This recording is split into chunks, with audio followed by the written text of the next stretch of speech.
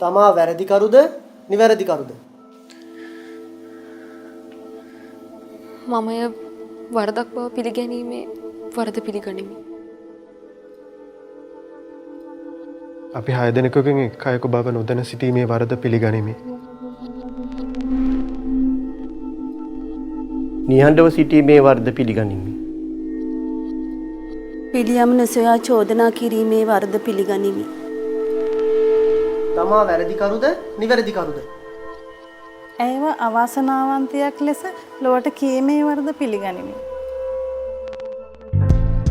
ලෝක සෞඛ්‍ය සංවිධානයට අනුව ලොව සෑම 6 දෙනෙකුගෙන් එක් අයෙකුටම මදසරු භාවය සම්බන්ධව ගැටලු පවතිනවා.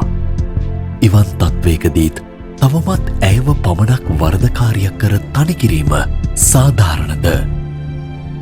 දරුඵල ප්‍රමාදය නිසා ඔබ හෝ ඔබ දන්නා අයෙකු සමාජයේ වරදකාරියක් බවට පත්වී ඇත්නම් ඒ ගැන අපට කියන්න.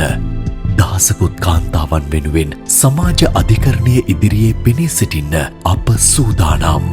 ඇයව නිදොස් කොට නිදහස් කරමු.